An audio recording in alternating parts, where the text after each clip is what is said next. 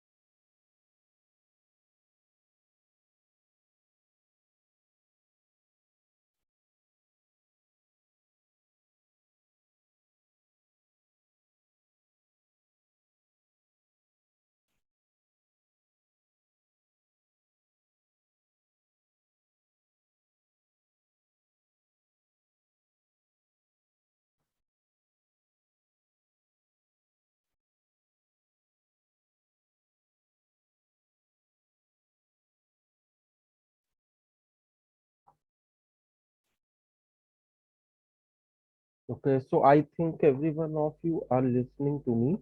जैसे हमने पिछले क्लास में डिस्कस किया था कि हम लोगों का जो सिलेबस है वो ओवर हो गया, तो नेक्स्ट क्लास से हम लोग रिवीजन स्टार्ट करेंगे। So everyone is ready for it. Yes sir.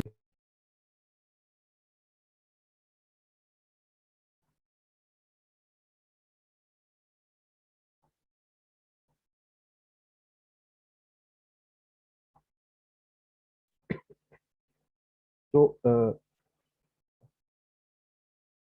Basically we have around 14-15 chapters to revise.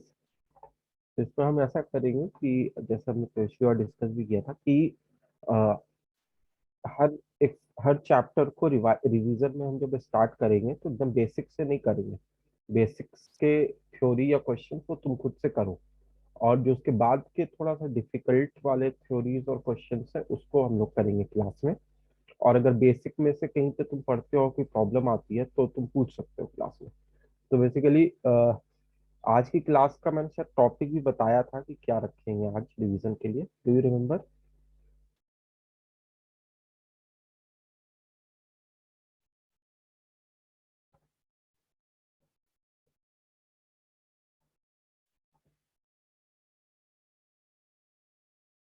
Yes, hello.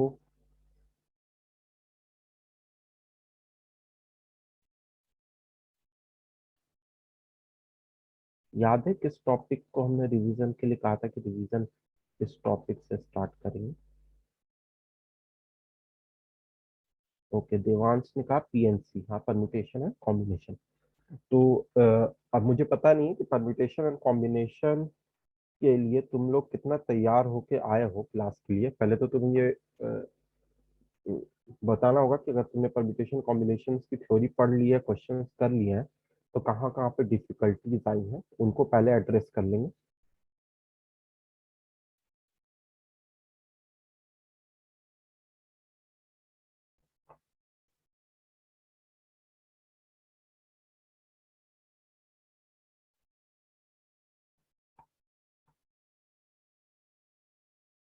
Okay, Devansh कह रहा है कि उसने रिवीजन नहीं किया अभी, तो थोड़ा सा उस परम्यूटेशन एंड कॉम्बिनेशन की थ्योरी रिवाइज करने के लिए कह रहा है। तो मैं थोड़ा सा मेन मेन पॉइंट बता देता हूँ। वैसे बाकी लोगों का क्या स्टेटस है, आशीष एंड आयुषी?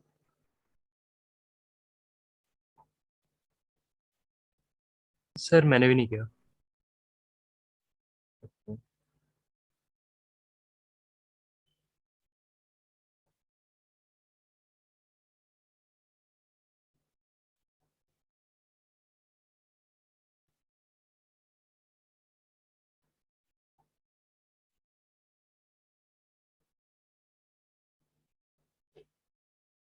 ठीक है, तो परम्यूटेशन एंड कॉम्बिनेशन का जो बेसिक कॉन्सेप्ट है वो हम लोग एक बार देख लेते हैं कि क्या क्या था। और मेनली फोकस रहेगा एडवांस कॉन्सेप्ट पे जो मुझे बाद में बताना होगा।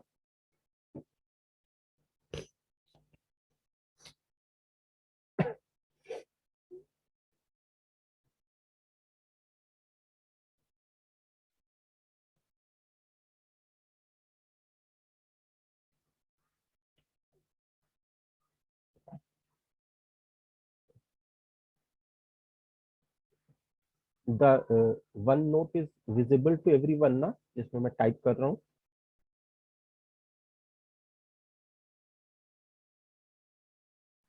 Yes sir.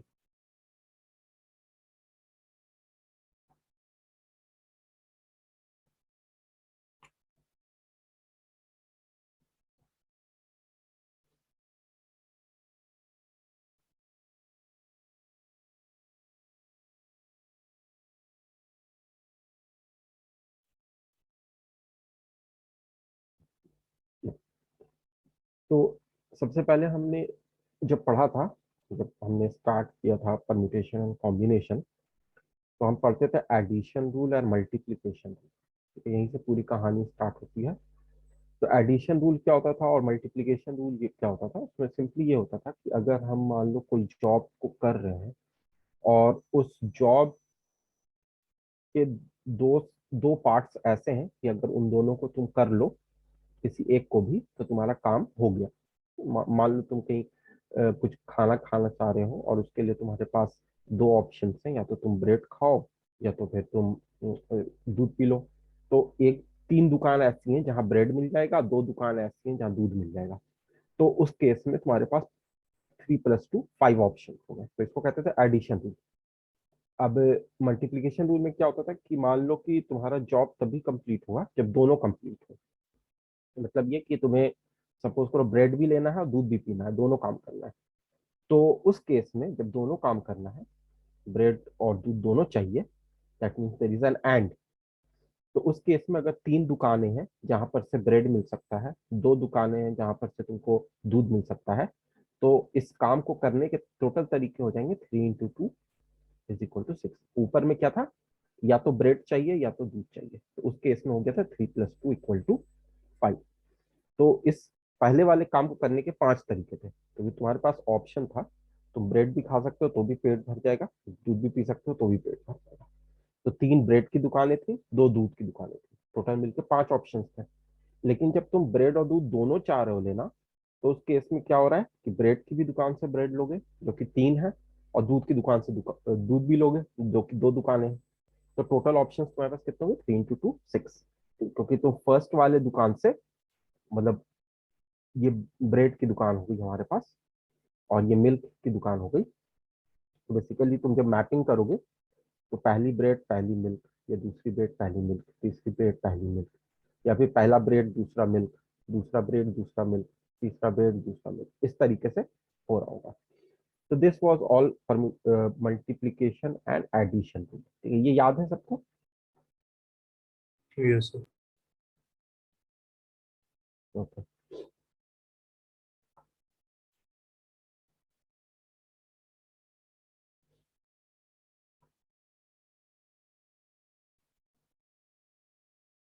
अब जो है इसके बाद कुछ हम टर्म्स डिराइव किए थे, जिसमें से एक टर्म होता था एनपीआर। एनपीआर की वैल्यू होती है n⁻⁴ n-r का factorial, and it says that number of ways of arranging r objects out of n objects।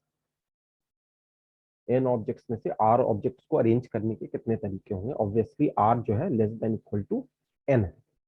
जैसे मान लो 5 ऑब्जेक्ट है हमारे पास और हमें उसमें से 3 को अरेंज करना है, तो हम क्या कहते हैं? 5p3 = 5 फैक्टोरियल बाई 2 फैक्टोरियल हो जाएगा। तो ये होता था number of ways of arranging 3 things out of 5 things.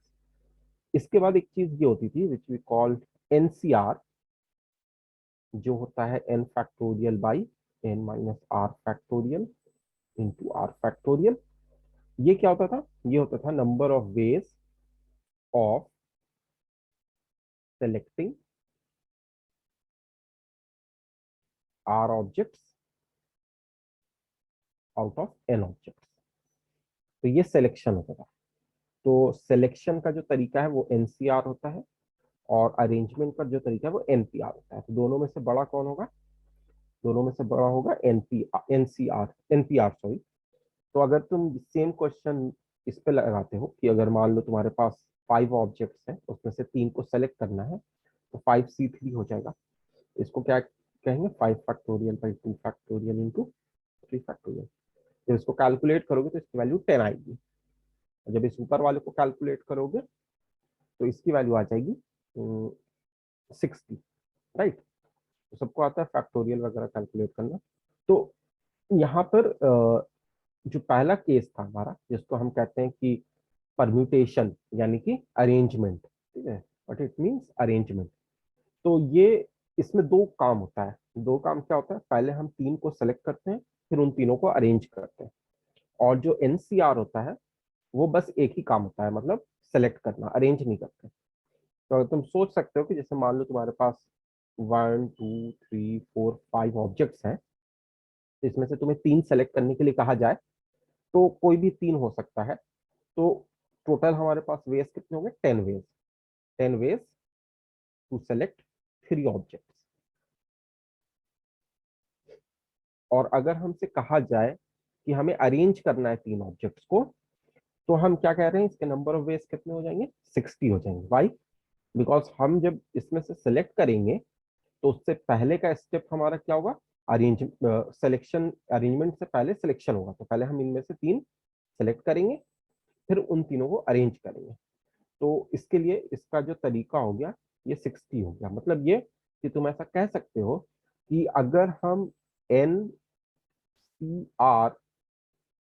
Into are factorial कर दें, that is nothing but NPR। तो इसमें दोनों के बीच में रिलेशन भी हमें याद आ गया कि क्या रिलेशन था। NCR मतलब वेज ऑफ सिलेक्शन। और जब हम एक बार सेलेक्ट कर लेते हैं तो फर्दर उन आर ऑब्जेक्ट को जिनको हमने सेलेक्ट कर लिया है उनको हम अरेंज कितने तरीके से कर सकते हैं, आर फैक्टोरियल। तो यही दोनों प्रोसेस मिलकर क्या बन जाता है, NPR बन जाता है। मतलब selection as well as arrangement, जिसको हम एक लाइन में अगर कहें तो arranging r objects out of n distinct objects. तो ये सब याद है ना तुम लोग को, कंफ्यूजन तो नहीं है ना इसमें कहीं पे? No sir. Okay. अगर यहाँ तक में कहीं पे किसी को कोई कंफ्यूजन हो तो पूछ लो, नहीं तो आगे बढ़ते हैं।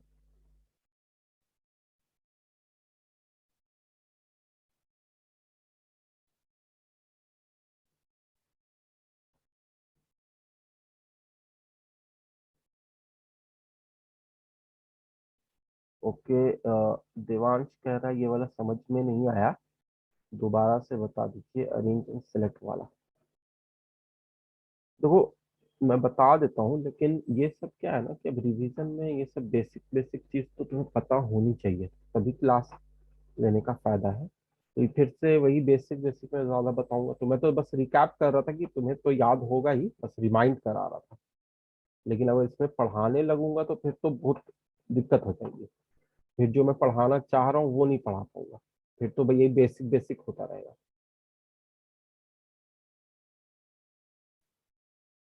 तो अभी मैं बता दे रहा हूँ।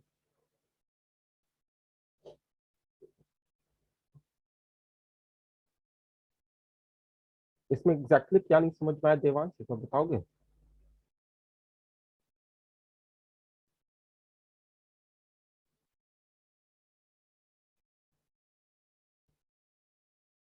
रिलेशन नहीं समझ में आया, ओके। तो क्या है कि मान लो एक एग्जांपल लेते हैं, हमारे पास 16 प्लेयर्स हैं। इन 16 प्लेयर्स को हम किसी मैच के लिए ले जा रहे हैं, तो मैच में कितने प्लेयर्स खेलेंगे, 11 ही खेलेंगे। तो इस काम को हम क्या कहते हैं कि we are doing selection of 11 players out of 16 players for a cricket match. तो इसको हम 60-11 कहेंगे, selection of 11 players out of 16 players. अच्छा, अगर हमें ये डिसाइड करना है कि वो जो 16 प्लेयर्स हैं हमारे पास, उनको हम 11 प्लेयर्स को बैटिंग ऑर्डर में कैसे भेजें। ठीक है, एक तो सिलेक्शन हो गया, सिलेक्शन से तो टीम बन गई, लेकिन उनका बैटिंग ऑर्डर क्या होगा ये डिसाइड करना है हम लोगों को। तो उसको हम कहेंगे 16P11। ठीक है, 16 में से 11 को सेलेक्ट किया और उसके बाद उनको बैटिंग में किस ऑर्डर में जाना है ये भी डिसाइड कर लिया। That is called arrangement.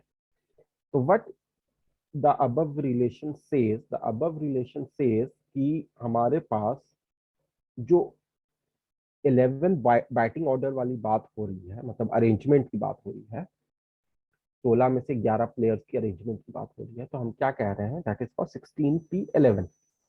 तो इसमें दो प्रोसेस जो है वो छुपा हुआ है। पहला प्रोसेस ये छुपा हुआ है कि तुम्हें 11 प्लेयर सिलेक्ट करने हैं और फिर उसके बाद उनको बैटिंग के लिए भेजना है।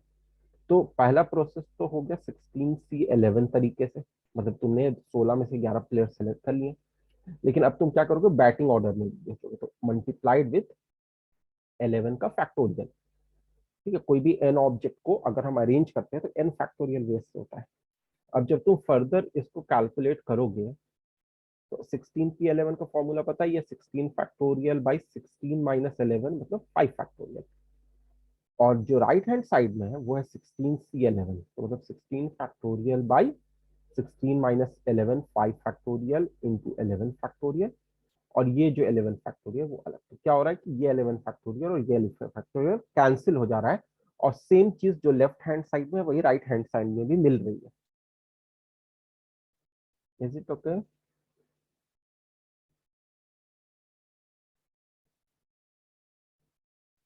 अब सबको क्लियर है ना? आशीष, देवांश, आयुषी, आरुषि, आगे बढ़े।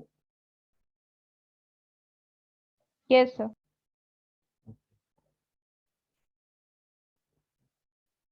तो ये तो बेसिक कॉन्सेप्ट था, इसमें बहुत सारी वैरायटी आ जाती है। मतलब जैसे मान लो तुम्हारे पास डिस्टिंक्ट ऑब्जेक्ट्स नहीं है, ठीक है, कुछ सिमिलर है कुछ डिस्टिंक्ट है। जैसे मान लो एक वर्ड हमने पढ़ा था, तुम्हें याद भी होगा, और ये एनसीईआरटी में भी दिया हुआ है, मिसिसिपी। इस वर्ड को हम अगर अरेंज करना चाहें, इसके लेटर्स को किसी भी कैसे भी अरेंज कर सकते हैं, जरूरी नहीं है कोई मतलब वाला ही वर्ड बने। तो हम कितने तरीके से अरेंज करते थे, तो if you remember, how many objects are there, 1 2 3 4 5 6 7 8 9 10 11 objects are there. तो इनको अरेंज करने का तरीका क्या होता था, 11 फैक्टोरियल, लेकिन ये तब होता था जब ये सारे डिस्टिंक्ट होते थे। लेकिन ये सारे तो यहाँ पे डिस्टिंक्ट है नहीं, कुछ तो सेम है। तो हम क्या करेंगे, डिवाइडेड बाई एम, तो एक बार ही आया है, आई जो है एक बार, दो बार, तीन बार, चार बार आया है। तो हम 4 फैक्टोरियल से इसको डिवाइड करेंगे। फिर एस कितनी बार आया है, एक, दो, तीन, चार बार आया है, इसको भी 4 फैक्टोरियल से करेंगे। और पी कितनी बार आया है, दो बार आया है, 2 फैक्टोरियल। तो this is also a way to arrange when some objects are getting repeated। याद है ये वाला formula?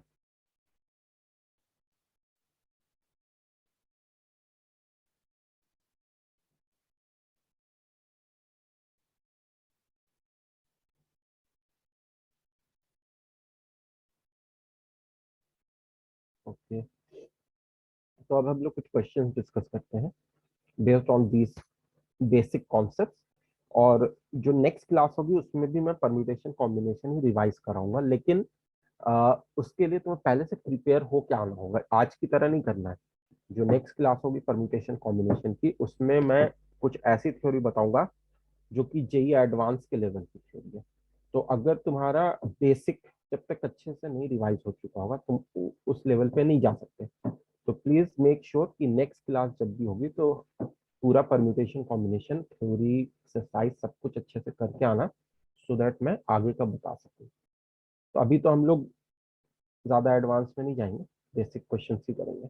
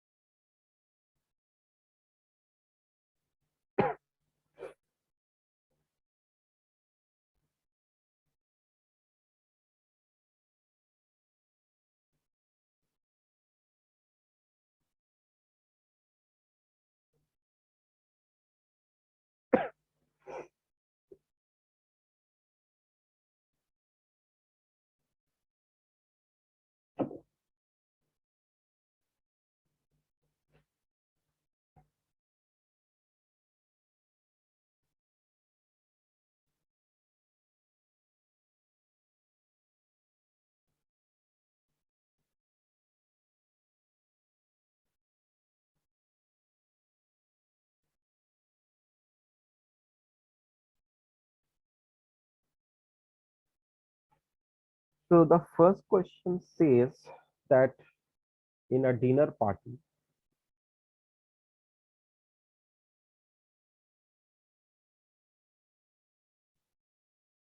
there are 10 Indians,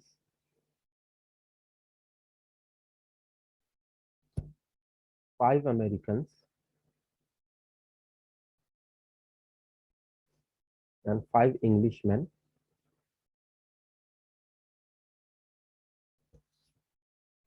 In how many ways can they be arranged in a row so that all persons of the same nationality sit together? तो condition यहाँ पे क्या है? All persons of same nationality sit together. एक तो ये question हो गया. दूसरा क्वेश्चन हो गया,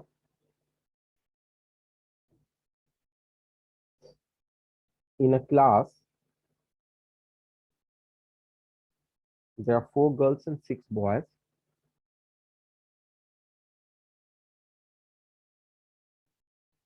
In how many ways can they be seated in a row so that all the 4 girls are not together? यहाँ पे क्या कंडीशन है? All the 4 girls are not together. तो पहले ट्राई करो ये 2 क्वेश्चन, फिर डिस्कस करते हैं.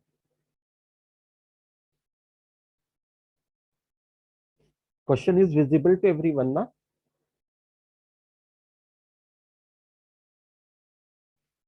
Yes, sir.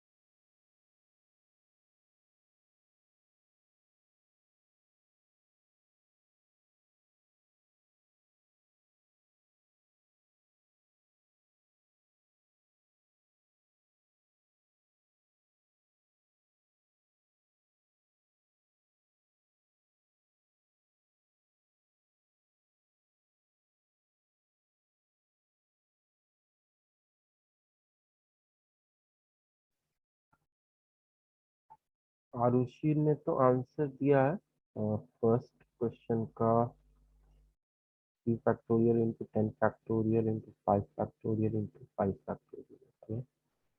अदर्स अभी मुझे पता नहीं है सही है या नहीं है, तो डिस्कस करेंगे।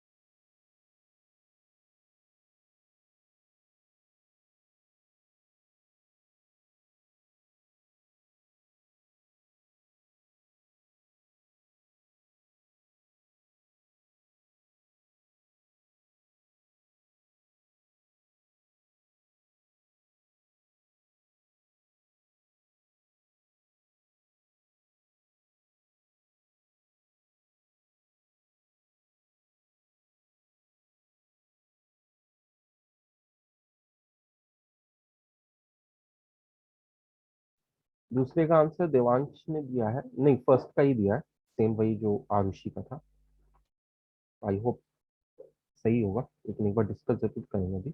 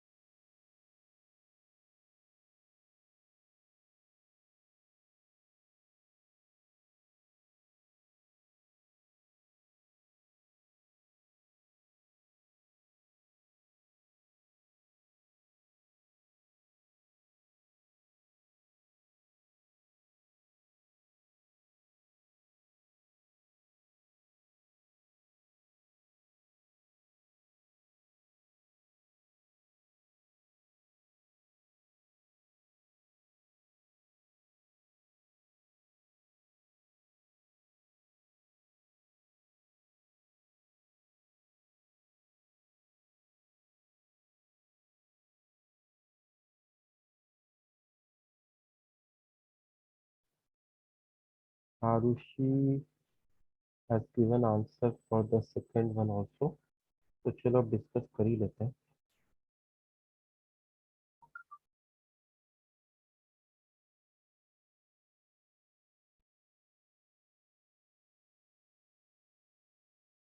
तो सबसे पहले ये कह रहा है कि एक डिनर पार्टी में 10 इंडियंस 5 अमेरिकन और 5 इंग्लिशमैन हैं, और जो सेम नेशनलिटी के उनको साथ में बैठना है। तो हम उस सिचुएशन में जब हम कुछ एलिमेंट साथ में होने चाहिए, तो उसमें हम क्या करते हैं कि उनको एक यूनिट मान लेते हैं। This is 1 unit. जहां पे भी ये बैठेंगे सारे एक साथ बैठेंगे, तो this is 1 unit, this is second unit and this is third unit. तो इंडियंस की यूनिट, अमेरिकन की यूनिट और इंग्लिशमैन की यूनिट, इन 3 यूनिट्स को हम अरेंज कितने तरीके से कर सकते हैं, दैट इज 3 फैक्टोरियल। अब जो इंडियन की यूनिट है उसके अंदर कितने लोग हैं, उसके अंदर 10 इंडियंस हैं, तो वो आपस में भी तो अरेंज हो सकते हैं ना, अपने आप में भी तो इधर उधर हो सकते हैं। तो उसके उसका कितना तरीका हो गया, 10 फैक्टोरियल। उसी तरीके से अमेरिकन जहां पे भी सारे हैं एक साथ तो हैं, लेकिन आपस में आगे पीछे अरेंज हो सकते हैं, एंड दैट इज 5 फैक्टोरियल। और उसके बाद इंग्लिश मैन भी आपस में अरेंज हो सकते हैं, 5 factorial. So this will be your answer. Is it okay?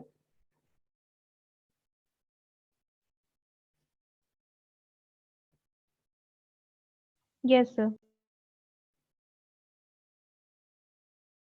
Second में ये कह रहा है कि in a class 4 girls and 6 boys are there and all the 4 girls are not together.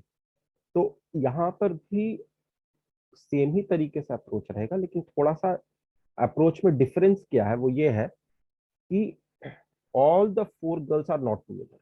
मतलब इसका अगर ऑपोजिट कहा जाए, इसका रिवर्स अगर कहा जाए, तो उसको हम कह सकते हैं कि इसका ऑपोजिट क्या हो गया, इसका ऑपोजिट हो गया 4 गर्ल्स आर टुगेदर। ठीक है, तो क्योंकि सारी सारी लड़कियों में ऐसा हो सकता है कि 2 लड़की एक साथ बैठी हो, 2 लड़की कहीं और एक साथ बैठी हो, या 3 लड़कियां एक साथ बैठी हो, एक लड़की अलग बैठी हो, ये सारी पॉसिबिलिटीज है। लेकिन चारों लड़कियां एक साथ बैठ रही हैं, ऐसी कोई पॉसिबिलिटी नहीं है। तो उसका ऑपोजिट क्या होगा, 4 गर्ल्स आर टुगेदर। नहीं, इस सॉरी, इसका ऑपोजिट ये नहीं होगा कि 4 गर्ल्स आर टुगेदर, क्योंकि जैसे मैंने अभी तुम्हें बताया भी कि हाँ सही है, क्वेश्चन में ये कह रहा है कि all the 4 girls are not together. तो इसका ऑपोजिट यही होगा कि 4 गर्ल्स आर टुगेदर। ऑपोजिट इसका होगा, मतलब ये वाला जो क्वेश्चन में केस है, वो ये केस है कि इसमें हम चारों लड़कियों को एक साथ नहीं बैठाना देना चाह रहे हैं। तो उसका ऑपोजिट क्या होगा, चारों लड़के एक साथ बैठेंगे।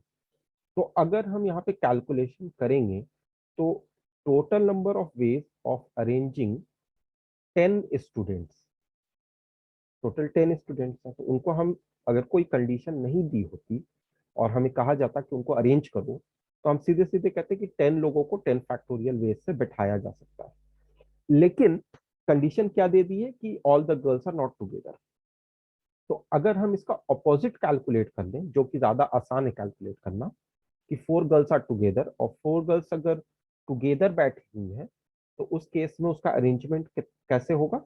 तो बेसिकली हमारे पास कितने हो जाएंगे, 6 बॉयज हो जाएंगे, 4 गर्ल्स हो जाएंगी, और यहाँ पर कंडीशन ये है कि ये जो 4 गर्ल्स हैं वो एक साथ बैठी हुई है। तो अगर ये 4 गर्ल्स एक साथ बैठी हुई हैं, तो इनको हम क्या कह सकते हैं, 1 यूनिट। तो हमारे पास टोटल कितने यूनिट्स हो गए, बॉयज 6 और 1 यूनिट। चारों गर्ल को अगर तुम आपस में एक रस्सी से बांध दो, तो 1 यूनिट हो गए, तो 7 यूनिट्स हो गए। तो इसके तरीके कितने हो गए, 7 को अरेंज करने का तरीका 7 फैक्टोरियल हो गया। और उसके अंदर जो 4 गर्ल्स की यूनिट है, वो आपस में भी अरेंज हो सकती है, तो उसका है 4 फैक्टोरियल। तो 7 फैक्टोरियल इंटू 4 फैक्टोरियल तरीका हो गया all girls are together.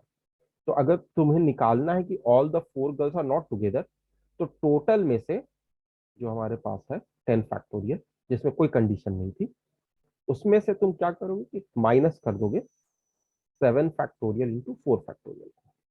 So this will give you the final answer, which says that all the 4 girls are not together. Are you getting it? Yes, sir.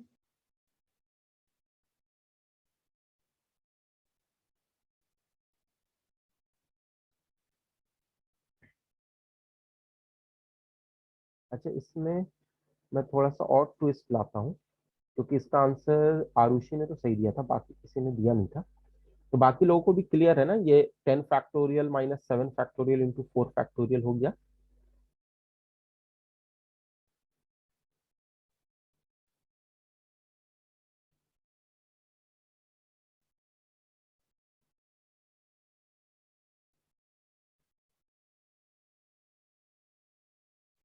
अच्छा, इसमें और क्या twist हम लोग ला सकते हैं क्वेश्चन में, और क्या क्या तरह से क्वेश्चन पूछा जा सकता था इसी में एक पॉसिबिलिटी ये थी कि अगर तुमसे ये पूछा जाता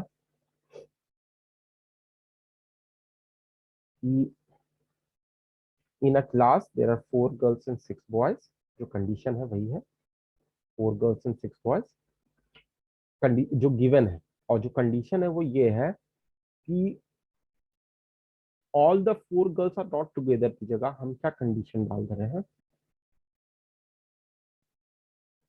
एनी टू गर्ल्स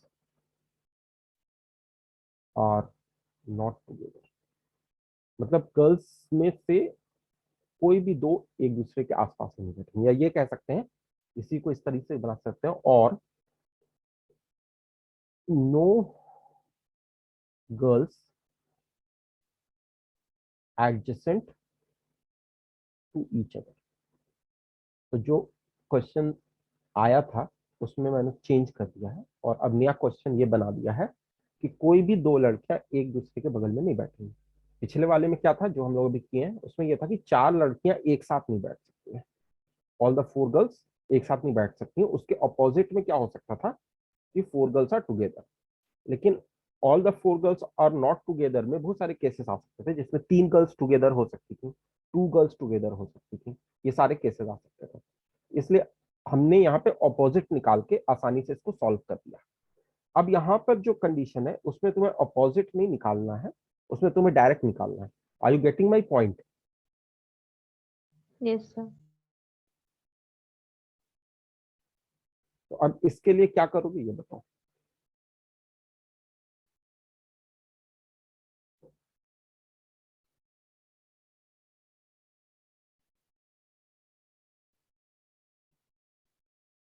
दोनों कंडीशन में क्या फर्क है ये पहले समझ में आ जाना चाहिए। आई होप समझ में आ गया होगा। दोनों का अप्रोच भी हम अलग तरीके से करते हैं।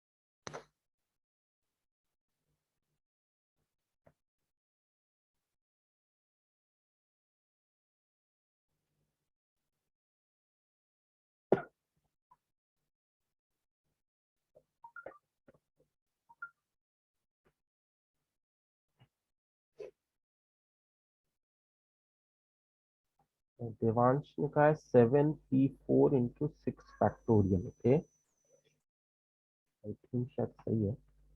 देख,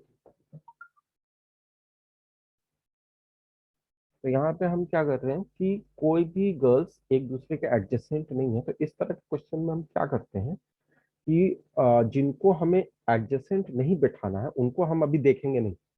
मतलब गर्ल्स को एडजेसेंट नहीं बिठाना है तो उनको अभी नहीं देखेंगे, अभी हम किनको देखेंगे, बॉयज को देखेंगे। तो बॉयज आर टोटल 6, तो उनके साथ तो कोई कंडीशन नहीं है कि उनको कैसे बैठाना है, तो हम पहले उनको बैठा देते हैं। तो B1, B2, B3, B4, B5, B6, 6 boys हैं, इनको हम बैठाएंगे तो कितने तरीके से बैठा सकते हैं, 6 फैक्टोरियल बेस से। अब हमारे पास गैप्स कितने आ रहे हैं, तो 1 2 3 4 5 6 7 गैप्स है। तो इन 7 गैप्स में से हम बॉयज के लिए जगह, गर्ल्स के लिए जगह निकाल सकते हैं। तो गर्ल्स तो हमें 4 ही दे रखी हैं और ऑप्शंस कितने हैं, 7 गैप्स हैं। तो इन 7 गैप्स में से हम कोई भी 4 गैप चूज कर सकते हैं और उसमें जो है इनको हम बिठा सकते हैं। तो इनको चूज करने के तरीके और बिठाने को हम क्या कहते हैं, परम्यूटेशन, मतलब दैट इज कॉल्ड 7 गैप्स में से कोई भी 4 गैप को चूज कर लो और उनमें गर्ल्स को अरेंज कर दो, 7p4 into 6 factorial. So that is the correct answer. और कई बार क्या होता है कि हम इसको ऐसे भी सोचते हैं, क्योंकि जनरली क्या है कि हम पी का यूज कम से कम करना चाहते हैं, हम सी का यूज करके क्वेश्चन ज्यादा सॉल्व करते हैं। तो हम क्या करेंगे यहाँ पे कि इसको ऐसे भी लिख सकते हैं कि 7 गैप में से 4 गैप चूज कर लिया गया और उसके बाद उन 4 गैप्स में 4 गर्ल्स को अरेंज कर दिया गया और ये हो गया बॉयज को अरेंज करने का तरीका। मतलब जो चीज 7p4 है उसको हम क्या लिख सकते हैं, 7c4 इंटू 4 फैक्टोरियल, जो रिलेशन अभी हमने पढ़ा था ना। तो दोनों ही बात सही है, चाहे तुम ये लिखो चाहे ये लिखो। Is it okay? Yes, sir.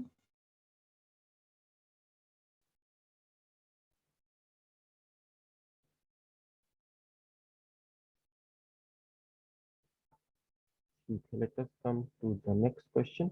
किसी को कोई प्रॉब्लम तो नहीं है इसको समझने में? No, sir.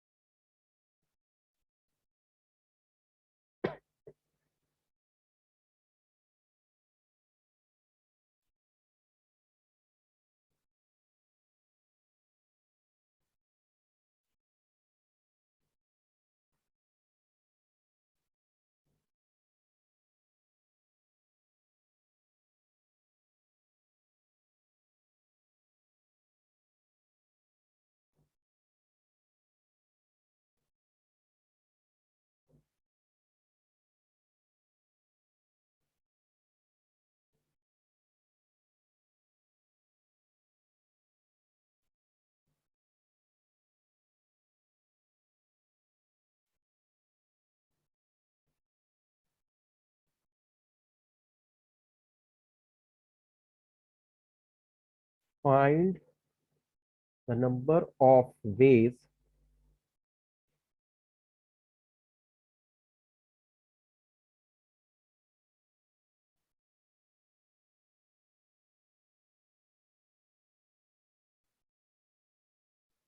of arranging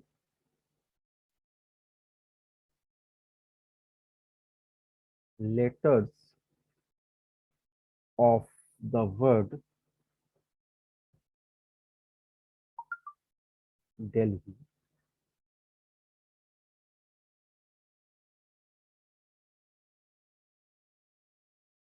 if E comes,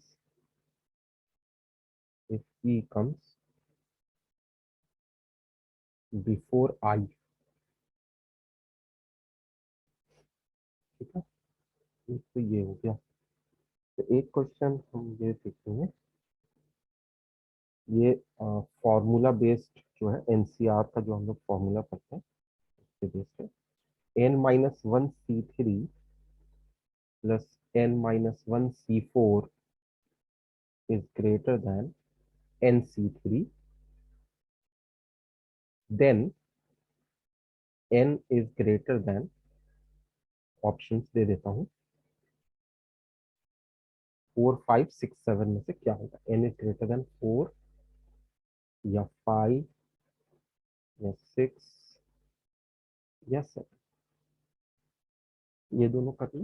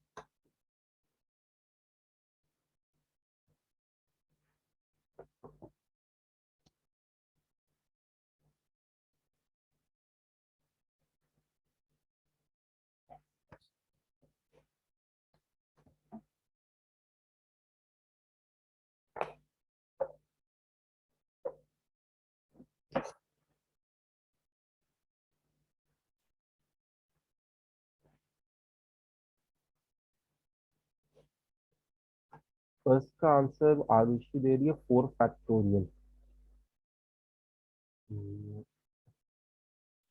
नहीं, आरुषि 4 फैक्टोरियल तो नहीं होगा। चलो बाकी लोग भी कर लो और सेकंड भी कर लेंगे।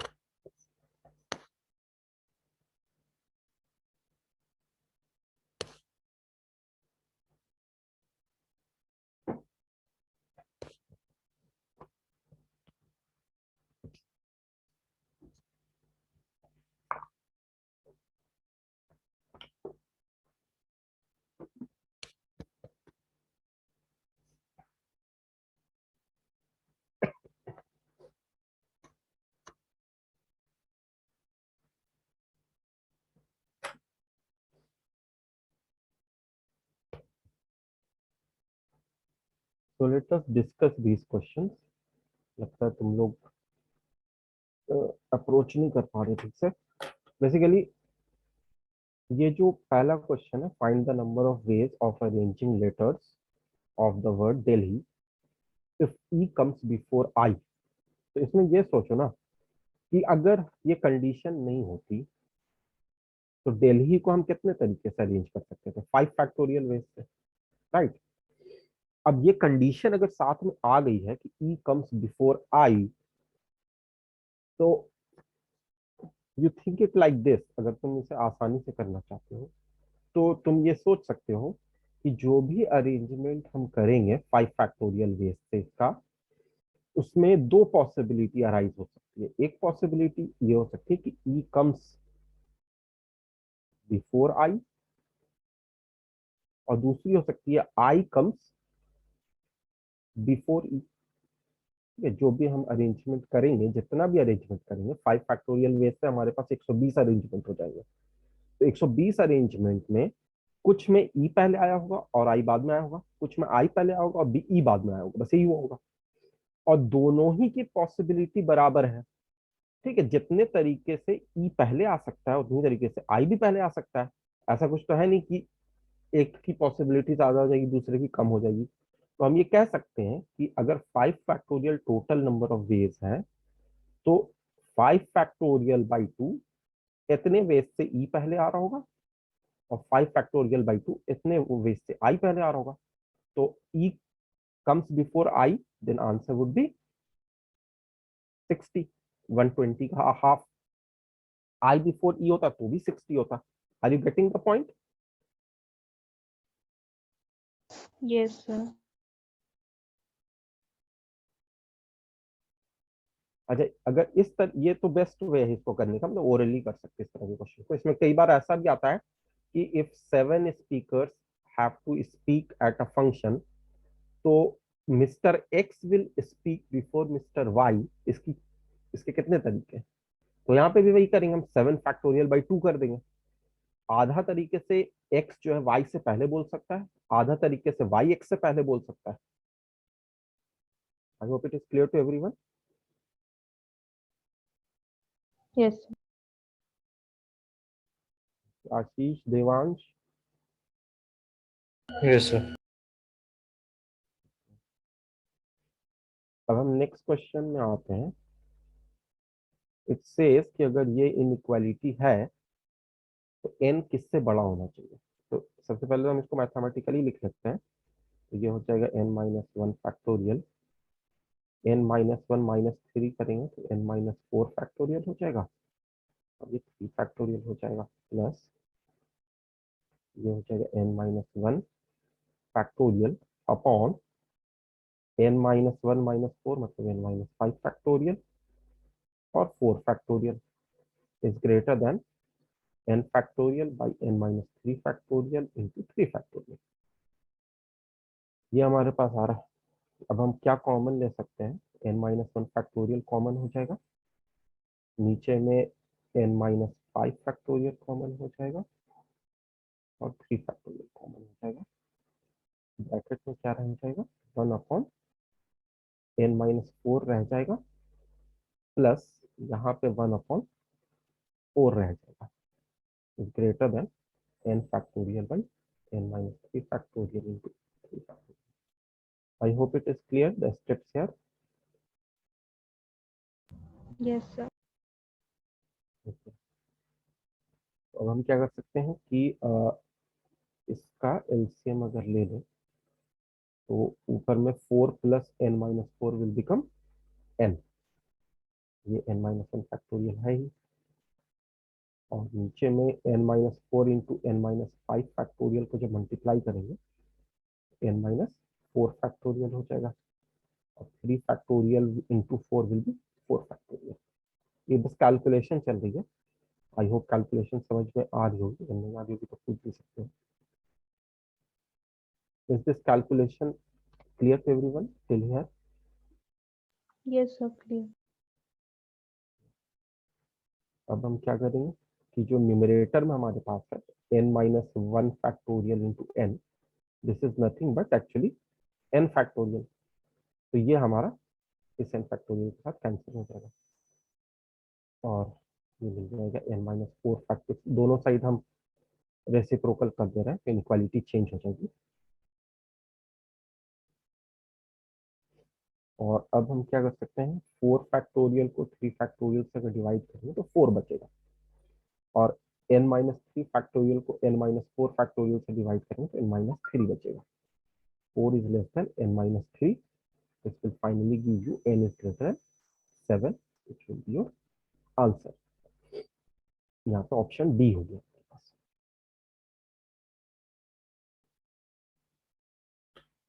Just note this down.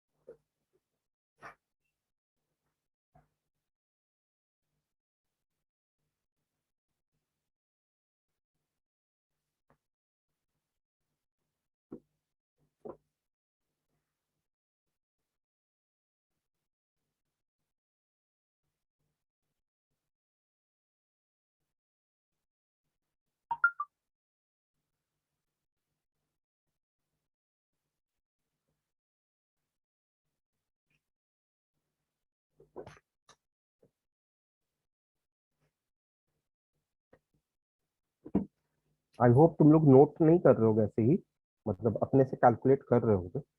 उसके बाद क्रॉस चेक कर सकते हो, मतलब सीधे सीधे नोट करने का कोई मतलब ही नहीं है.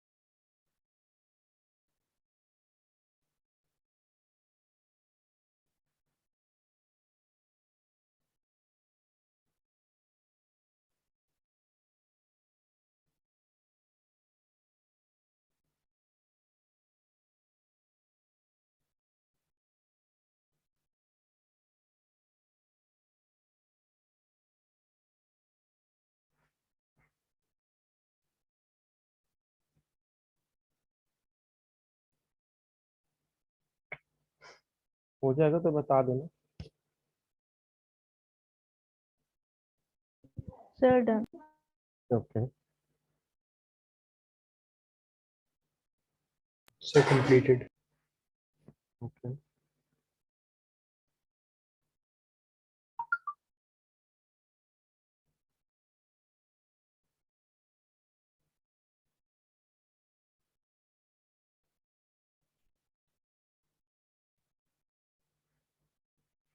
So the next question is, मतलब मैं एक्सपेक्ट कर रहा हूँ कि नेक्स्ट क्लास में तुम लोग को ये सब अच्छे से आ चुका होगा, सो दैट कि हम कुछ एक्स्ट्रा पढ़ सकें कॉम्पिटिटिव पॉइंट ऑफ व्यू से.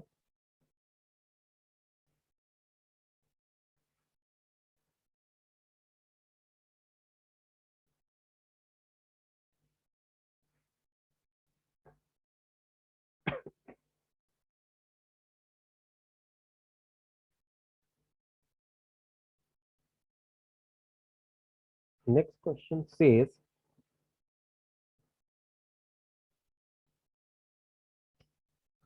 there are n stations on a railway line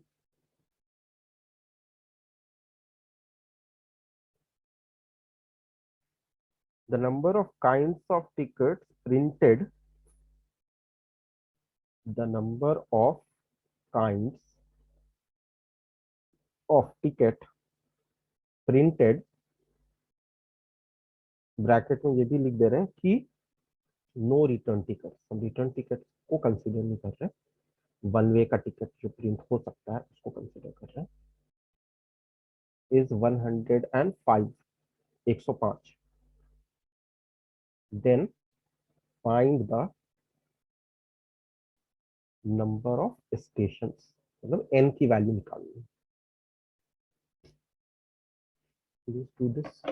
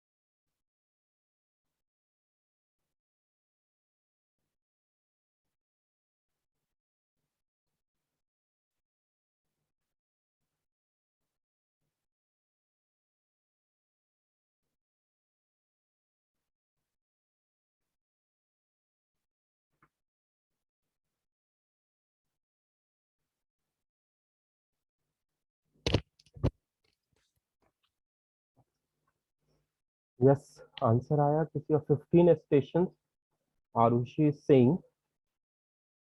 okay, तो इसको करने के दो तरीके हैं। अच्छा, देवांश का 105 आ रहा है, 105 तो देवांश 15 है, हाँ ठीक है।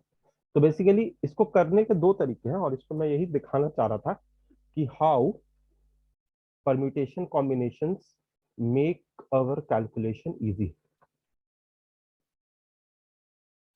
अगर जिसको परम्यूटेशन कॉम्बिनेशन नहीं पता है तो वो भी निकाल सकता है। वो कैसे निकालेगा? 1 2 3 4 एन स्टेशन है। अब 1 का 2 तक का भी टिकट बन सकता है, 3 तक का भी टिकट बन सकता है, 4 तक का भी बन सकता है, ऐसे एन तक का बन सकता है। तो फर्स्ट स्टेशन से हम एन तरह के टिकट प्रोड्यूस कर सकते हैं। प्लस अगर हम दूसरे स्टेशन पे पहुंचते हैं तो उससे हम n-1 टिकट होते हैं। ठीक है, वापस 1 में नहीं जाना है, एक तरफ का है ना, रिटर्न टिकट का नहीं है। 3 से हम कितने प्रोड्यूस कर सकते हैं? n-2। और इसी तरीके से लास्ट में n-1 जो स्टेशन होगा उससे हम बस एक ही टिकट प्रोड्यूस कर सकते हैं जो कि n तक के लिए होगा। तो इसका जब एडिशन करेंगे तो ये हो जाएगा सीक्वेंस एंड सीरीज में इसका फॉर्मूला सबको पता है, n×n+1 अपॉन 2, यही होगा sum of first n natural numbers. अब हमारे पास n तो दिया नहीं है, वो निकालना है, लेकिन ये जो टिकट्स हैं ये 105 है हमारे पास। इसको हम 105 से इक्वेट कर देते हैं, तो ये हो जाएगा n² प्लस n, और ये राइट में जाके 210 हो जाएगा, जो लेफ्ट में आके -200 से 0 हो गया। अब अगर हम इसमें कैलकुलेशन करेंगे तो मिडिल टर्म स्प्लिटिंग हम कर सकते हैं, वह देख लो।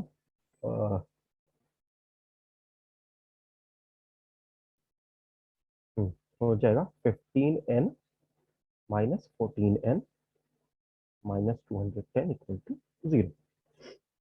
क्योंकि 15 इंटू 14 अगर हम करेंगे 150, हाँ 210 होता है। तो इससे हमें क्या मिल रहा है? n+15 into n-14 equal to 0, जिससे n की वैल्यू -15 तो हम ले नहीं सकते क्योंकि number of station can not be negative. तो 14 हम लेंगे, which will be our answer, right. तुमने 15 लिखा है लेकिन 14 होगा। ये तो एक नॉर्मल तरीका है कैलकुलेट करने का। अब परम्यूटेशन कॉम्बिनेशन के कॉन्सेप्ट से हम इसको और आसानी से कर सकते थे।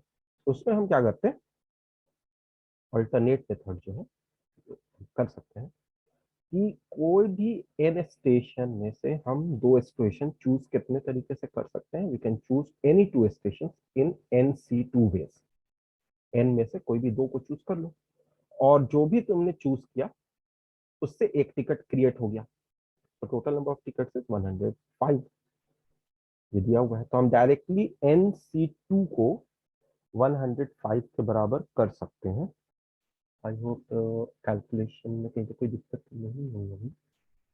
ऊपर वाला नीचे वाले दोनों का आंसर सेम आना चाहिए, लेकिन ये हो गया है n×n+1/2। अच्छा, एक छोटी सी गलती हो गई है। एक छोटी सी गलती ये हो गई पिछले वाले कैलकुलेशन में कि हमने पहला टिकट जो लिया वो n स्टेशन के लिए नहीं होगा, वो n-1 स्टेशन के लिए होगा। तो n-1 से काउंटिंग स्टार्ट होगी, मतलब पहला जो स्टेशन था वो हमें कितना टिकट दे सकता है? n-1 टिकट दे सकता है। तो पहला से तो हम जा ही रहे हैं, वहां से वहीं के लिए टिकट तो लेने का कोई मतलब नहीं है, मिलेगा भी नहीं। तो ये था n-1 से स्टार्टिंग। अगर हम यहाँ पे ये करते हैं फर्स्ट n नेचुरल नंबर्स, ये हो जाता n-1 इंटू n/2 हो जाता। इसका मतलब है इसको हम लिख सकते हैं n-1/2, then we would have n² plus n ना होके ये हो जाएगा -n। बाकी सब चीज तो ऐसे ही है। तो 15n-14n की जगह उल्टा हो जाएगा। दैट मीन्स तुम लोग का आंसर सही आ रहा था। ये हो जाएगा n² -15n प्लस 14n। तो ये हो जाएगा n-15 इंटू n+14। तो इसका मतलब है कि हम n = 15 ले सकते हैं, -14 नहीं ले सकते हैं। तो answer is n equal to 15, your answer is correct. अब क्या है कि ये काम हम कम टाइम में करना चाह रहे हैं, तो हम लोग परम्यूटेशन एंड कॉम्बिनेशन का फॉर्मूला सीधा लगा देंगे कि number of ways in which you can select any two stations is NC2, और हर वो दो स्टेशन से जो हम टिकट बना रहे हैं वो एक ही बना रहे हैं, तो वो 105 के बराबर होता है। तो this is n into n minus 1/2 is equal to 105। अब यहाँ से हम सेम कैलकुलेशन यहाँ पे किए वो यहाँ पे भी करके आंसर ला सकते हैं। Is it clear to everyone? Yes, sir.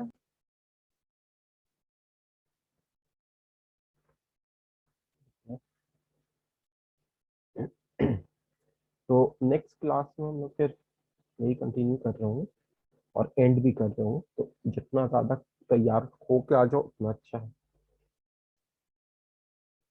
Thank you. Yes, sir.